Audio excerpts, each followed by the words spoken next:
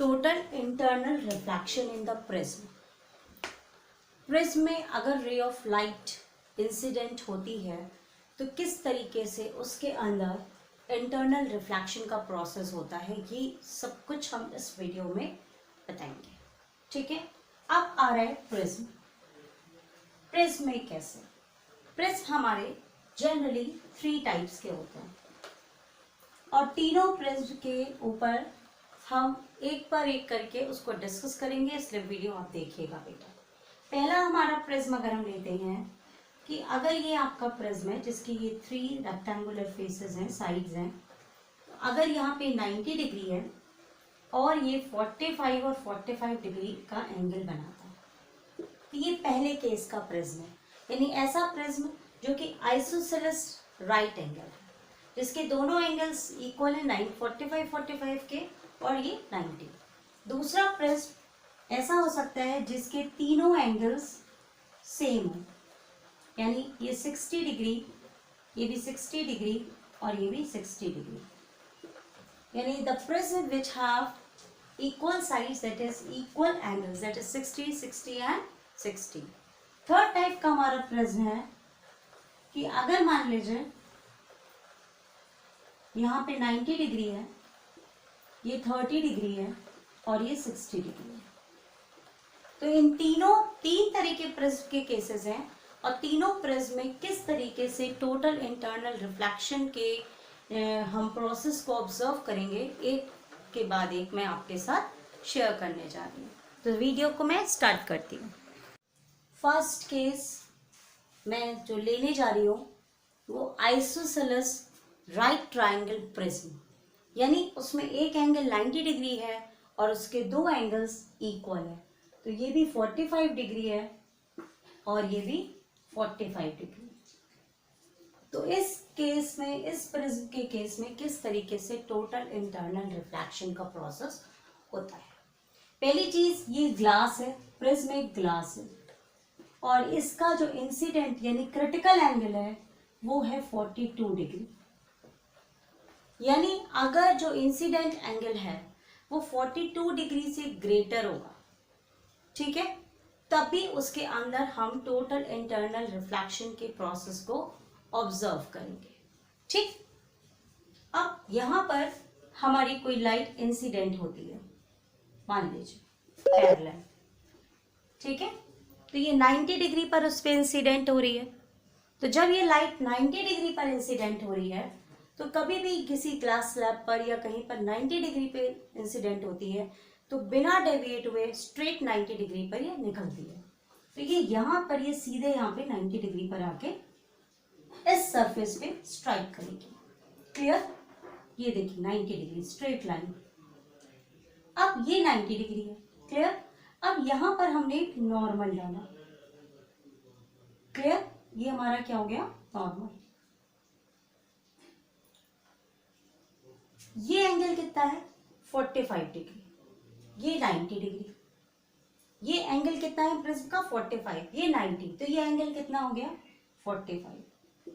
ठीक, अगर ये रिफ्लेक्टिंग सरफेस है और हम इस पे नॉर्मल डालते हैं तो ये टोटल नेट एंगल कितना होता है? 90, तो ये कितना हो गया? 45। तो हमारा यहां पर एंगल कितना बना? 45 डिग्री। ठीक, और ये 45 डिग्री 42 डिग्री से ज्यादा है, यानी यहां पर angle of incidence 45 degree 42 degree से ज्यादा हो गया, यानी यहां पर टोटल इंटरनल रिफ्लेक्शन के प्रोसेस को हम ऑब्जर्व करेंगे।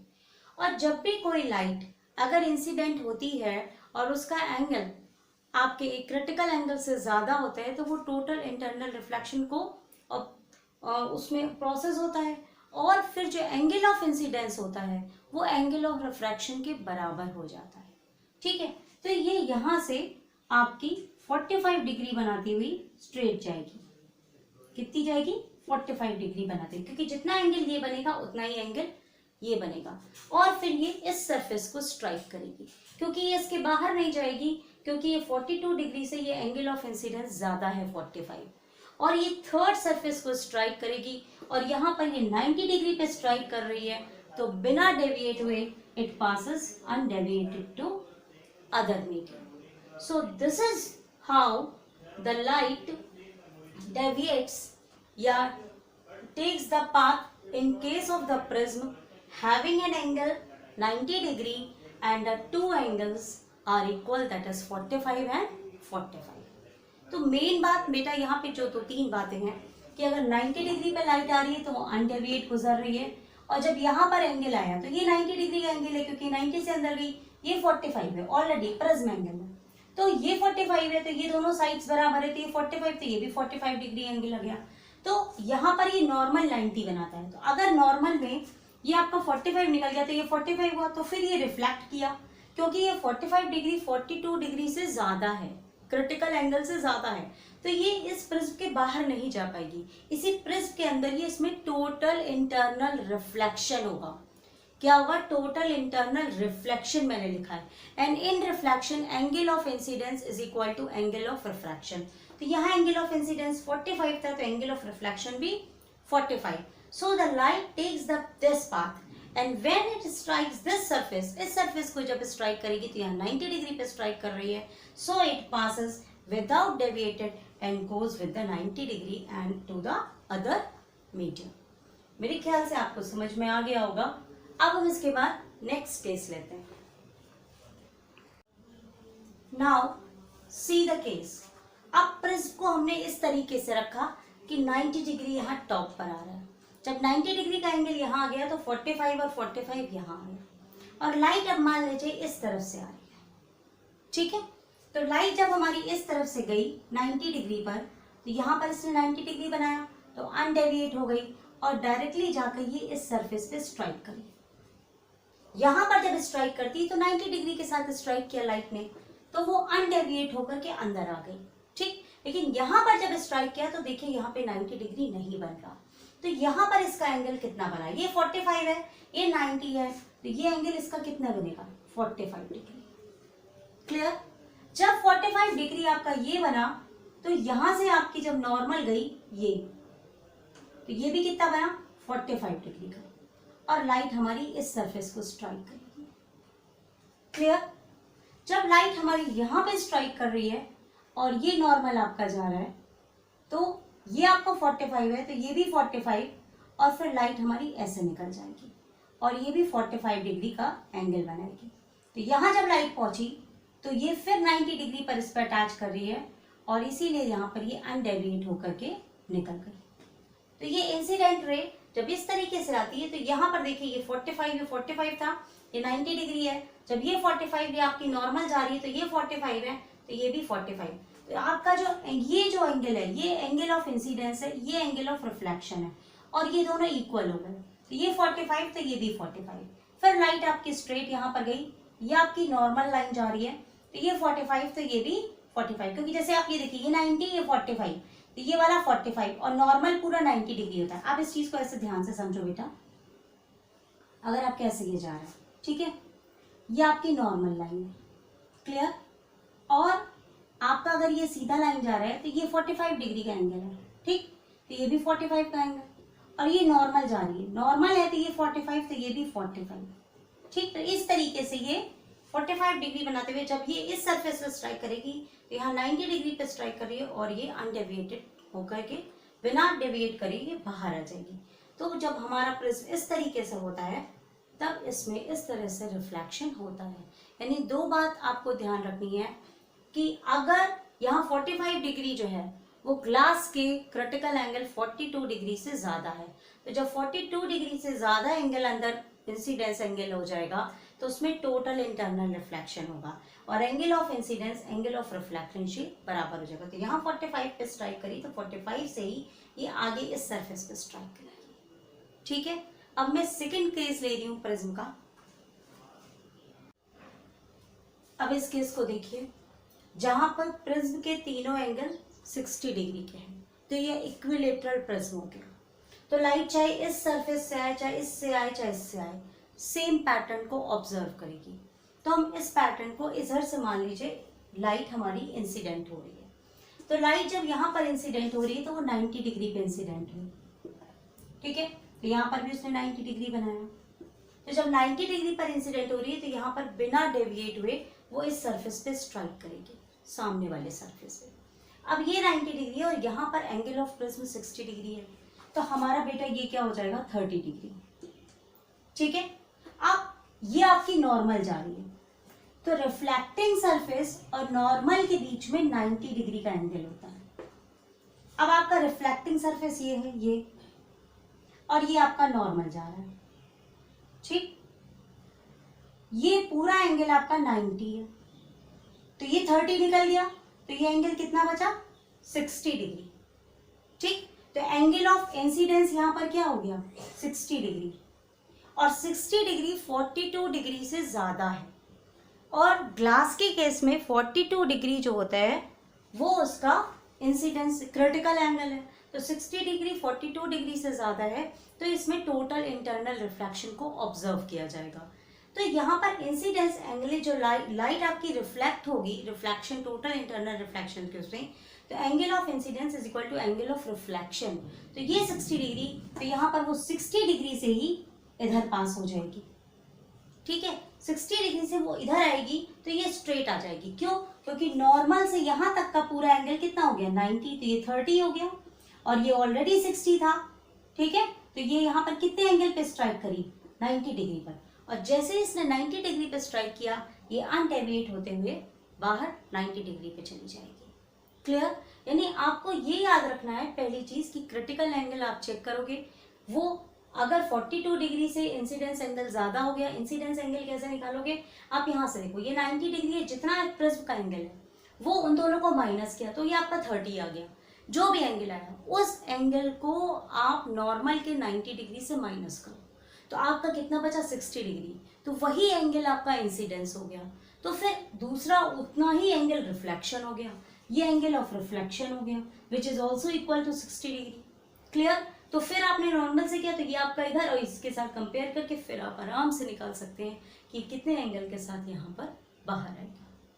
अब इसी में हम थर्ड केस भी आपको ऑब्जर्व करते हैं, अगर ना समझ में आया हो तो उससे समझने की कोशिश कीजिएगा, जहाँ डिफरेंट डिफरेंट एंगल्स हैं। ये जो प्रिज्म बताने जा रही हूँ आपकी, जिसमें एक एंगल 90 है, एक 30 है, एक 60 है, इसको बहुत ध्यान से समझना। अगर ये समझ में आएगा तो फिर पलट के आप पूरा वीडियो देखिएगा, आपको सारे प्रिज्म अच्छी तरह समझ में आ जाएंगे कि कहाँ पर क्यों कौन सा एंगल मैम ने लिया है और क्या बताने की कोशिश की है। लेकिन अगर ये प्रिज्म समझ में आ गया तो ठीक है।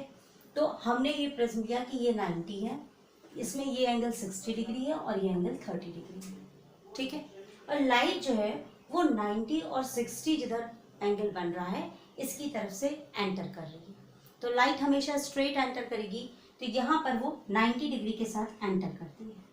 ठीक है, तो यहाँ पर अनडेविएट होकर वो इस सरफेस के साथ स्ट्राइक करेगी। अब यहाँ पर इसने स्ट्राइक किया और ये 90 डिग्री है। क्लियर? तो ये 60 था, तो ये कितना बनेगा 30 डिग्री। ये एंगल मेरा कितना आया 30, और नॉर्मल जो होगा वो नेट 90 होता है, तो ये 30 है, तो हमारा ये एंगल कितना आ गया 60 डिग्री। तो ये जो एंगल है ये एंगल ऑफ इंसिडेंस है, ये एंगल ऑफ इंसिडेंस है, क्योंकि इंसिडेंट रे और नॉर्मल के बीच का एंगल जो होता है वो इंसिडेंस एंगल होता है। ये 60 डिग्री है, और 60 डिग्री 42 डिग्री से बड़ा है, क्योंकि ग्लास का क्रिटिकल एंगल 42 डिग्री है, तो इसमें टोटल इंटरनल रिफ्लेक्शन होगा, और रिफ्लेक्शन में angle of incidence is equal to angle of reflection. तो ये 60 है, तो बेटा हमारा ये एंगल भी 60 डिग्री होगा। क्लियर? और लाइट आगे यहाँ पर आएगी और इस सरफेस को स्ट्राइक करेगी। अब देखिए ये नॉर्मल जा रहा है और ये स्ट्राइकिंग सरफेस है, ये तो ये 60, तो हमारा ये रिमेनिंग एंगल कितना गया 30 डिग्री। तो अगर हम इतना ट्राइंगल देखें ए बी और सी, तो ये 30 और ये 30 और ये एंगल बी पूरा, तो ये 66 30 30 60 हो गया, तो ये रिमेनिंग एंगल कितना हुआ 120, यानी ये मेरा एंगल जो बन रहा है वो 120 का मान लीजिए बन रहा है। तो अब इसमें जो नॉर्मल जाएगी, ठीक है, वो तो ये रिफ्लेक्टिंग सरफेस है, तो वो उससे 90 डिग्री बनाएगी, तो यहाँ पर मेरा बचा हुआ एंगल कितना हो जाएगा 30 डिग्री। तो ये एंगल जो मेरा ये कितना हुआ 30 डिग्री। ठीक, और ये नॉर्मल से यहाँ पर कितना एंगल बना 60 डिग्री रिफ्लेक्टिंग सरफेस पर इधर, तो ये 30 डिग्री है, और अब ये डेंसर से रेयरर पे जा रहा है, ठीक, तो वो नॉर्मल से दूर चला जाएगा। क्लियर? क्यों? क्योंकि यहाँ पे ये 30 डिग्री का एंगल क्रिएट हो रहा है। एंगल ऑफ इंसिडेंस अब कितना हो गया? 30 डिग्री। तो इसमें अब टोटल इंटरनल रिफ्लेक्शन इस जगह पर नहीं होगा क्योंकि ये 42 डिग्री से कम है, तो ये लाइट हमारी बाहर चली जाएगी। और बाहर जाएगी तो ये इधर जो एंगल ऑफ रिफ्रैक्शन होगा ये आपका रेयर मीडियम है तो दूर चली जाएगी। फिर से आप समझिए, लाइट इधर से इंसिडेंट हुई, ये 90 डिग्री पे एंटर करेगी, अनडेविएट होकर यहाँ पर। तो अब हमको क्या करना है? सबसे पहले ये एंगल ऑफ इंसिडेंस निकालना है। एंगल ऑफ इंसिडेंस आपका ये नॉर्मल और इंसिडेंट रे में बनेगा। तो अगर मान लीजिए हमको ये नहीं पता, मैंने फिर से हटा दिया, ठीक है, और ये भी नहीं पता, यहाँ पे लाइट मेरी पड़ी, ये 60 डिग्री है, ये 90। क्लियर बेटा? तो एक ट्राइंगल में तीनों का सम 180 है, तो ये आपका 30 आ गया कि नहीं आया? ठीक, और ये नॉर्मल है, तो नॉर्मल अगर किसी रिफ्लेक्टिंग सरफेस पर है, ये नॉर्मल है और ये रिफ्लेक्टिंग सरफेस, तो इनके बीच में 90 होता है। तो आपका ये रिफ्लेक्टिंग सरफेस ये जा रहा है, ये, और ये आपकी नॉर्मल जा रही है CN, तो ये नेट एंगल कितना है? 90। तो ये 30 है, तो ये कितना आ गया? 60। तो ये जो 60 है ये एंगल ऑफ इंसिडेंस है, और ये 60 42 से ज्यादा है, तो इसमें टोटल इंटरनल रिफ्लेक्शन होगा। तो ये 60 और एंगल ऑफ रिफ्लेक्शन बराबर हो गया, तो ये 60 हो गया। ये क्लियर हो गया? अब हमको ये आगे का एंगल निकालना है। लाइट आके इस सरफेस पे इंटरेक्ट करी, तो जब लाइट यहाँ पे इंटरेक्ट करी तो यहाँ पे 90 डिग्री पे इंटरेक्ट करेगी कि कितने एंगल पे इंटरेक्ट करेगी, ये हम यहाँ से निकालेंगे। तो ऊपर यहाँ 30 था, तो ये पूरा नेट 90 था, तो ये 30 निकल आया। 30 30 60, यहाँ 120 डिग्री बन गया। कितना बच गया? 120 डिग्री बच गया। ठीक है, 120 में 90 आपका नॉर्मल वाला निकल गया, तो आपको 30 बचा।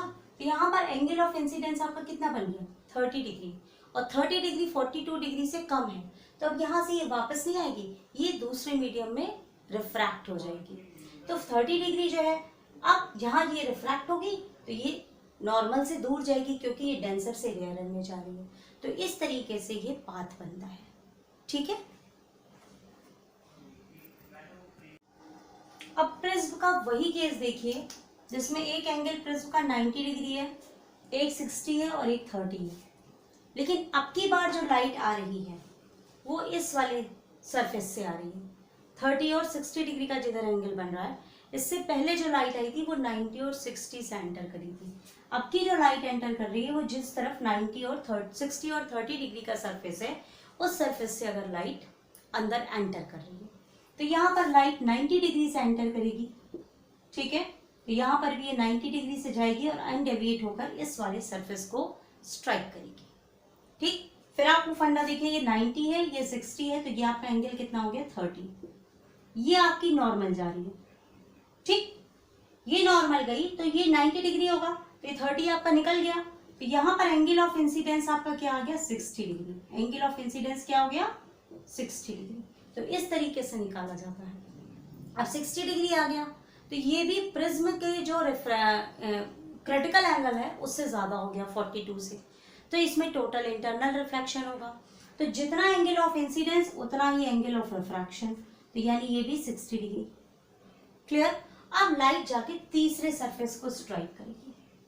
ठीक, लाइट ऐसे आई और लाइट इधर से चली गई, तीसरे सरफेस को स्ट्राइक करेगी और यहाँ पर 60 डिग्री का एंगल बनाते हुए जा रही है।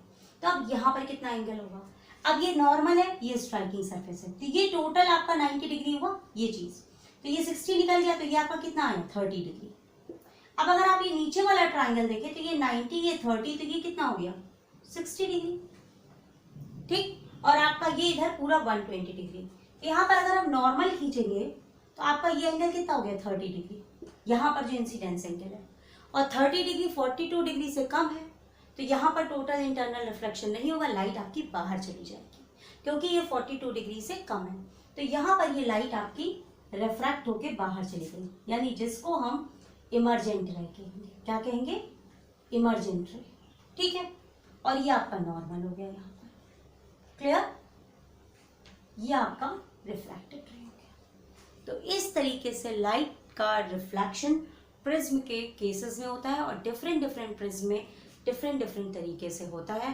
तो अगर जो ग्लास का क्रिटिकल एंगल है अगर उससे कम एंगल है तो वहां पर इंटरनल रिफ्लेक्शन नहीं होगा। जिसको आप 42 डिग्री से चेक कीजिएगा, क्योंकि प्रिज्म जो होता है वो ग्लास का ही बना होता है। तो आप 42 डिग्री जो है वो क्रिटिकल एंगल है ग्लास का, उससे चेक करके निकालिएगा। और भी वीडियोस देखने होंगे तो प्रोफाइल में आप जा करके क्लास 10th या फिजिक्स के टैग में देखिएगा, वहाँ पर आपको वीडियोस लाइट से जुड़े हुए मिल जाएंगे। Thank you.